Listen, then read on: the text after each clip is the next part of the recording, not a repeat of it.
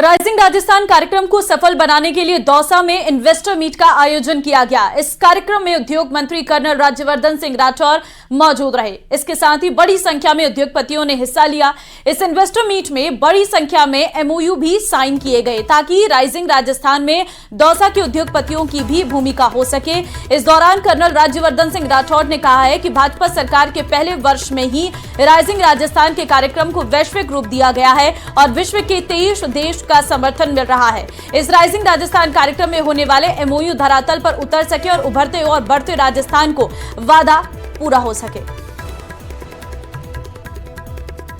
Bharatiya Janata party ने अपने घोषणा पत्र में ही लिख दिया था कि हम पहले ही वर्ष के अंदर इन्वेस्टमेंट समिट लेकर आएंगे। राइजिंग राजस्थान यानी बढ़ता हुआ राजस्थान, इस नाम से हमने पहले अपने कार्यकाल के पहले ही वर्ष के अंदर इन्वेस्टमेंट समिट लेकर आए।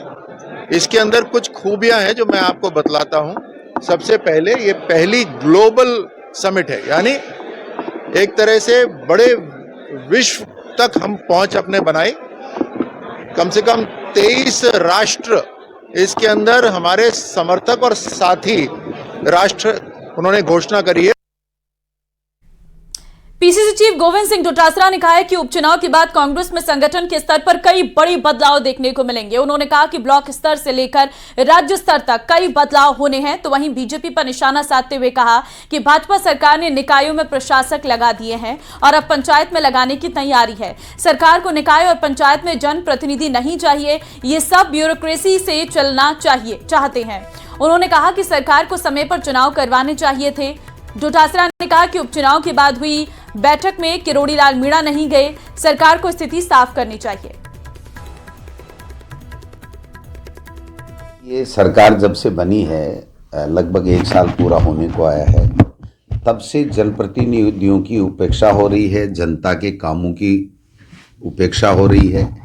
आपने देखा कि सबको पता था कि नवंबर में 59 के लगभग जो नगर निकाय के चुनाव होने हैं, तो उनके लिए उनको वोटर लिस्ट बनाना, आरक्षण की व्यवस्था करना, ये सारे काम करने चाहिए थे। वो हाथ पे हाथ धरे बैठे क्योंकि उनकी मंशा खराब थी।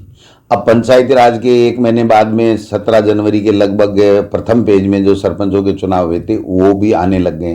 पंचायती राज की वोटर लिस्ट की, आरक्षण व्यवस्था की, लॉटरी की, पुनर्सीमांकन की जो भी कार्रवाई इनको करनी थी वो नहीं कर रहे हैं। और अब जोधपुर से बड़ी खबर यह है कि विधायक अभिमन्यु पुनिया द्वारा दिए गए बयान से जुड़ा यह मामला है। काम नहीं होने पर अधिकारियों को पीटने का दिया था बयान। एक्शन मोड में पुलिस प्रशासन आया।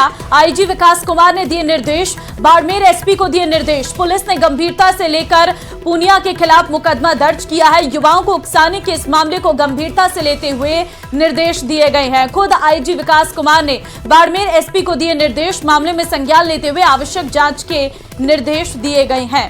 तो विधायक अभिमन्यु पुनिया पर केस दर्ज किया गया है। और अगर ज्यादा परेशान करें तो नौजवान साथी मजबूत है और बाड़मेर जैसे मेरे मारवाड़ का नौजवान वैसे भी मजबूत है। अधिकारी को ठोक लिया अगर बता दें, उसके बाद उमेदराम जी और हम सब निपट लेंगे। आज परिस्थितियां तो राज्य सरकार की हो गई है, जनप्रतिनिधिगणों की हो गई है,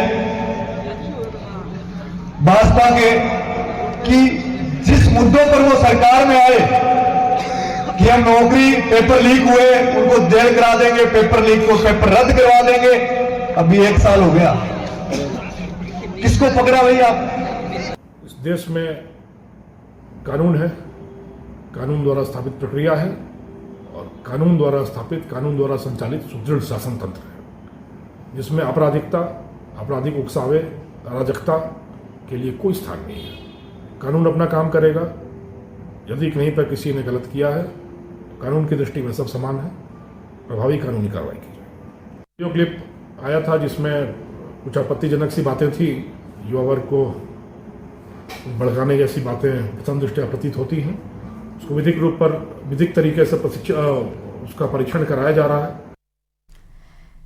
दिल्ली में बीजेपी प्रदेश अध्यक्ष मदन राठौड़ ने कहा है कि हमने संसद में ट्रक ड्राइवर का मुद्दा उठाया है, जिस पर परिवहन मंत्रालय ने उचित कदम उठाने का आश्वासन दिया है। जून 2025 के बाद एसी ट्रक ही बनेगा। तो वहीं कहा कि PM Modi rising Rajasthan summit में शामिल होंगे। 17 दिसंबर को पीएम राजस्थान आएंगे। तो वहीं नए धर्मांतरण कानून पर बोलते हुए कहा कि किसी का भी जबरन या बहला फुसलाकर धर्मांतरण नहीं होगा।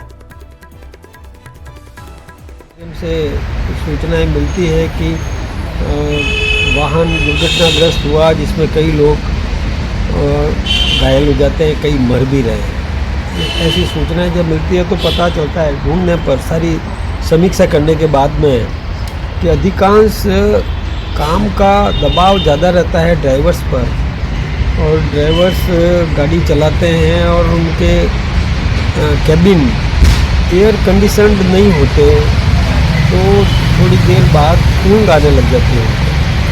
एक चुस्त दुरुस्त ड्राइवर नहीं रहता, जिससे ऊँग आने पर वो ट्रैक से इधर उधर हो जाता है, जिससे दुर्घटनाएं होती हैं।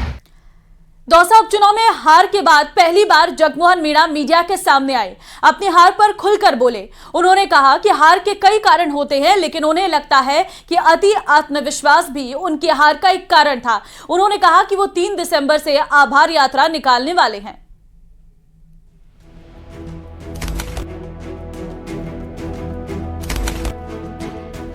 दौसा में बीजेपी की हार पर बोली जगमोहन मीणा। अति आत्मविश्वास को बताया हार की वजह। हार की समीक्षा के बाद तस्वीर होगी साफ। दौसा सीट पर बीजेपी के लिए हार किसी बड़े झटके से कम नहीं थी। हालांकि हार की वजहों पर मंथन चल रहा है। इन सब के बीच किरोड़ी लाल मीणा के भाई जगमोहन मीणा मीडिया के सामने आए और हार की वजहों पर खुलकर बोले। जगमोहन मीणा का कहना था कि हार कई वजहों से होती है, लेकिन उन्हें लगता है कि अति आत्मविश्वास की वजह से दौसा सीट पर बीजेपी की हार हुई। देखो, चुनाव में हार का कोई एक कारण नहीं होता, विभिन्न कारण होते हैं। और किसी उसके बाद में मैं अब थोड़ा उस पर समीक्षा कर रहा हूँ। मैंने कहाँ बूथ पर कितने कितने वोट कैसे मिले, तो अभी तो मैं ये कहने की स्थिति में नहीं हूँ। पर चुनाव कई एंगल से जीता जाता है, कई एंगल से हारा जाता है। तो कारण रहे हैं, अति आत्मविश्वास भी था। ऐसा आया है कि मेरे को भीतरघात किया है, तो आपके भी ध्यान में लाऊंगा। वैसे चुनाव में भीतरघात होते रहते हैं। हम पिछले 45 साल से राजनीति में सक्रिय हैं।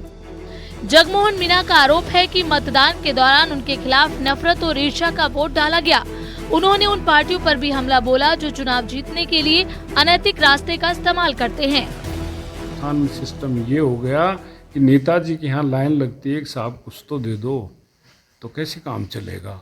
ऐसी राजनीति में जब ऐसी गिरावट आएगी तो मन तो खिन्न होगा ही मेरे जैसे आदमी का। इसलिए मैं इस चीज़ से व्याकुल हूँ, व्यथित हूँ कि इस सिस्टम में कैसे सुधार लाया जाए। विधानसभा क्षेत्रों को बिगाड़ दिया है नेताओं ने, जिन्होंने पैसा दे के, दारू बांट के, लोगों को अनड्यू फायदा दे के और आम आदमी को मार दिया। इनको सबक सिखाना चाहिए लोग। किरोड़ी लाल मीणा के भाई जगमोहन मीणा का कहना है कि वो 3 दिसंबर से मतदाताओं के बीच पहुंच रहे हैं ताकि उनका शुक्रिया अदा कर सकें। मैं सर 3 तारीख से जनता के बीच में जा रहा हूं, मतदाता को धन्यवाद देने के लिए कि उन्होंने मेरे पे विश्वास किया, इतने मुझे वोट दिए, तो उनका आभार प्रकट करूंगा, ताकि मेरे कार्यकर्ता जो फील्ड में हैं, मेरे समर्थक हैं जो फील्ड में हैं, उनका भी मनोबल बढ़े और जनता को भी ये लगे कि चुनाव में विजय श्री नहीं मिलने के बावजूद भी हमारे बीच में आया। पार्टी को इस बात की पूरी संभावना है कि दौसा में उपचुनाव के दौरान भीतरघात हुआ। बहरहाल पार्टी हार की समीक्षा कर रही है और आने वाले दिनों में ये साफ हो जाएगा कि दौसा में बीजेपी की हार की असल वजह क्या थी। दौसा से न्यूज़ 18 राजस्थान के लिए आशीष कुमार शर्मा की रिपोर्ट। जयपुर में गैंगस्टर लॉरेंस और रोहित गोदारा की गैंग से ताल्लुक रखने वाली मैडम माया उर्फ सीमा मल्होत्रा सहित अन्य बदमाश दीपक, सचिन और डेविल को पुलिस ने कोर्ट में पेश कर 4 दिन के रिमांड पर लिया है। रिमांड अवधि में संजय सर्कल थाना पुलिस इन बदमाशों से गहनता से पूछताछ करेगी। साथ ही इस गैंग के कब्जे से बरामद हुए अवैध हथियारों की तस्दीक के लिए इन्हें दिल्ली, गुजरात, हरियाणा भी लेकर जाया जाएगा। आपको बता दें कि जयपुर में चांदपोल में कारोबारी को रंगदारी के लिए लगातार जान से मारने की धमकियां देने के बाद लॉरेंस बिश्नोई गैंग के बदमाशों ने हत्या की साजिश रच ली थी। गैंग में शामिल स्थानीय बदमाश योगेश सैनी, मोहम्मद अकील मंसूरी के इशारे पर शूटर जयपुर भी आ गए थे, लेकिन इन मौके पर संजय सर्कल थाना प्रभारी हरिओम सिंह और उनकी स्पेशल टीम को इनकी भनक लग गई।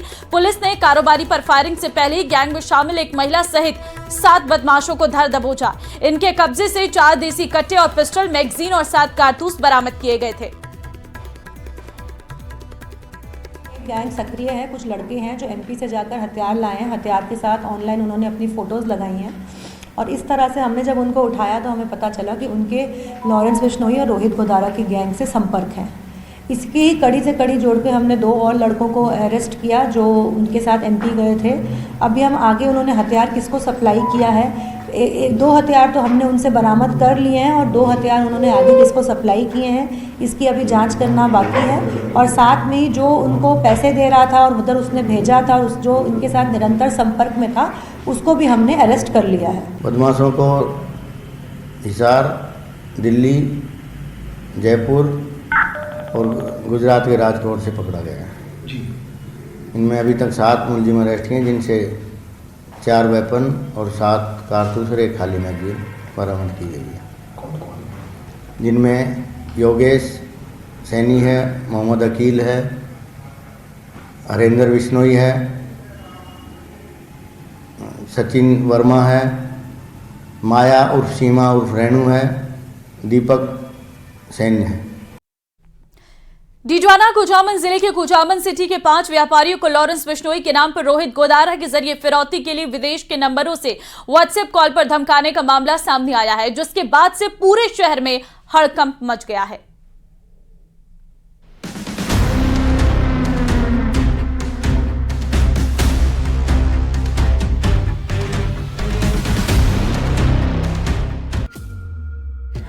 रोहित गोदारा की धमकी से कुचामन सिटी में हड़कंप। एक साथ 5 व्यापारियों से फिरौती की डिमांड। 2 दिन में जवाब न देने पर अंजाम भुगतने की चेतावनी। गैंगस्टर लॉरेंस के आतंक का जाल अब छोटे शहरों और कस्बों तक फैलने लगा। आए दिन इस गैंग के नाम से फोन करने और फिरौती मांगने की घटनाएं अब आम हो चली हैं। कुचामन सिटी में भी कुछ ऐसा ही हुआ, जहां 5 व्यापारियों को लॉरेंस के साथ गैंगस्टर रोहित गोदारा के नाम से विदेशी नंबरों से व्हाट्सएप कॉल किए गए, जिनमें व्यापारियों से 2 से 5 करोड़ रुपए की फिरौती मांगी गई। बदमाश ने व्यापारियों को धमकी भरा ऑडियो मैसेज भेजा, जिसमें 2 दिन के अंदर जवाब नहीं देने पर अंजाम भुगतने की चेतावनी दी गई। क्या हालचाल है तेरा? एक तो है कल फिरौती 2 करोड़ फिरौती का फोन करिए, ठीक है? प्रेम वापस फोन कर ली, ये जो जगह तेरा खड़ा करके फोन कर उठा है कि ज्यादा कि फिर तेरे घर का बर्बादी हो जाएगा। फिर हमारा मिल के चाह है और ही तेरी मदद करा, ठीक है? जो भी है भाईचारा वापस फोन कर ली, अगर नहीं करना बता दे, फिर सरकार ने जरूर खोल है, ठीक है? वापस फोन करें। आप देख सकते हैं ये वही विदेशी नंबर है जिससे व्यापारियों को फोन कॉल आया था और फिरौती की डिमांड की गई।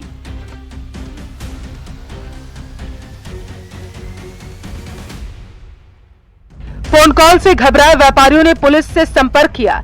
इस मामले में कुचामन पुलिस थाने में 3 अलग अलग एफआईआर दर्ज करवाई गई। वहीं पुलिस ने भी टीमें गठित कर मामले की जांच शुरू कर दी है। पुलिस का दावा है कि जल्द ही पूरे मामले का खुलासा कर दिया जाएगा। देखिए, कुचामन में कुछ लोगों के पास में वॉइस कॉल मैसेज आए थे धमकी भरे, उसमें हमने प्रकरण पंजीबद्ध किया है और इसकी हम गंभीरता से जांच कर रहे हैं। किन लोगों ने इनके पास में टेलीफोन किया है, कौन लोग हैं, उसकी हम जांच कर रहे हैं। कुचामन शहर में जिन 5 व्यापारियों को फिरौती के लिए धमकी दी गई, उनमें पेट्रोल पंप, प्रॉपर्टी, होटल, किराना और कॉन्ट्रैक्टर से जुड़े हैं। पुलिस के साथ साथ साइबर एक्सपर्ट्स भी इस मामले पर अपनी पैनी नजर बनाए हैं। व्यापारियों को सतर्क रहने की सलाह है। इस बात की भी जांच की जा रही है कि इन कारोबारियों के नंबर गैंग तक आखिर कैसे पहुंच गए। नागौर से न्यूज़ 18 राजस्थान के लिए महेंद्र विश्नोई की रिपोर्ट। जयपुर से बड़ी खबर आपको देंगे, जहां पर 1.25 करोड़ रुपए की ज्वेलरी डकैती केस से बड़ा अपडेट सामने आया है। डकैती केस में फरार चल रहा गैंग का सरगना गिरफ्तार। 23 अक्टूबर को मोहाना इलाके में ये लूट की वारदात हुई थी। गैंग सरगना देशराज मीणा को पुलिस ने केरल से गिरफ्तार किया।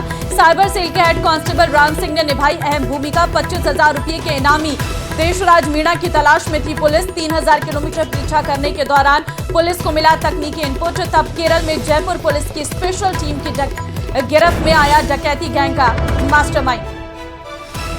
तो बड़ी जानकारी, 1.25 करोड़ रुपए की ज्वेलरी डकैती केस में बड़ा अपडेट सामने आया है। 23 अक्टूबर को मोहाना इलाके में लूट की वारदात हुई थी। 1.25 करोड़ रुपए की ज्वेलरी डकैती केस में यह बड़ा अपडेट। गैंग सरगना देशराज मीणा को पुलिस ने केरल से गिरफ्तार किया है। 25,000 रुपए के इनामी देशराज मीणा की तलाश में पुलिस थी।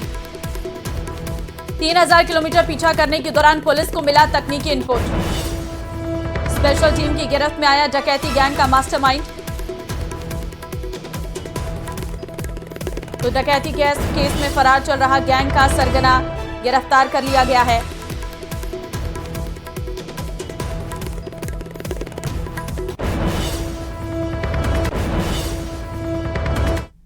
और अब जयपुर से बड़ी खबर है, जहां पर पीएम मोदी का जयपुर दौरा प्रस्तावित है। 9 दिसंबर से 12 दिसंबर के बीच आ सकते हैं पीएम। शिक्षा संकुल में स्थित राजीव गांधी विद्या भवन स्थित समीक्षा केंद्र का कर सकते हैं उद्घाटन। प्रधानमंत्री के दौरे को लेकर तैयारी तेज हुई। अंतिम चरण में शिक्षा संकुल में बन रहे समीक्षा भवन का काम।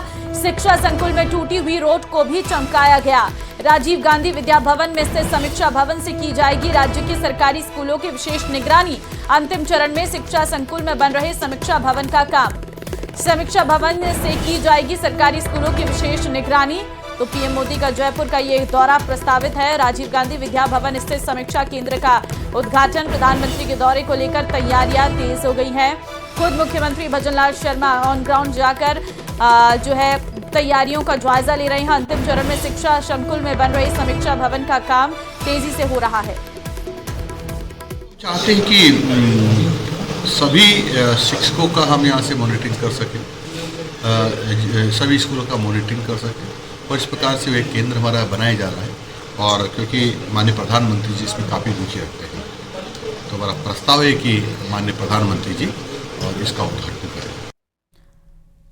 और अब जयपुर से आपको बड़ी खबर देंगे। सीएम भजनलाल ने ली खनन विभाग की समीक्षा बैठक। अब सामाजिक न्याय और अधिकारिता विभाग की बैठक सीएम भजनलाल ले रहे हैं। ये बैठक मुख्यमंत्री भजनलाल ने पहले खनन विभाग की अहम बैठक ली। तस्वीर आपके सामने। अब सामाजिक न्याय और अधिकारिता विभाग की मुख्यमंत्री की ओर से बैठक ली जा रही है।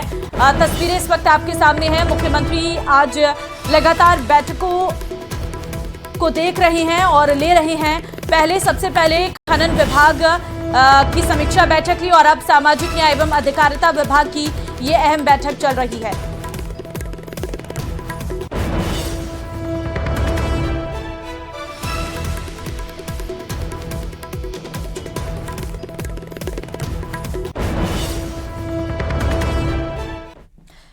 बड़ी खबर आ रही है। राजस्थान की बेटी ने अफ्रीका में फहराया तिरंगा। आरपीएसएफ की पूनम ने माउंट किलिमंजारो पर फहराया है तिरंगा। आपको बता दें, अफ्रीका की सबसे ऊंची पर्वत चोटी है ये। रेलवे प्रोटेक्शन स्पेशल फोर्स की कांस्टेबल है पूनम कंवर, सीकर की निवासी। पूनम फिलहाल जयपुर में तैनात है। तस्वीर हम आपको दिखा रहे हैं, यह है आरपीएससी की पूनम।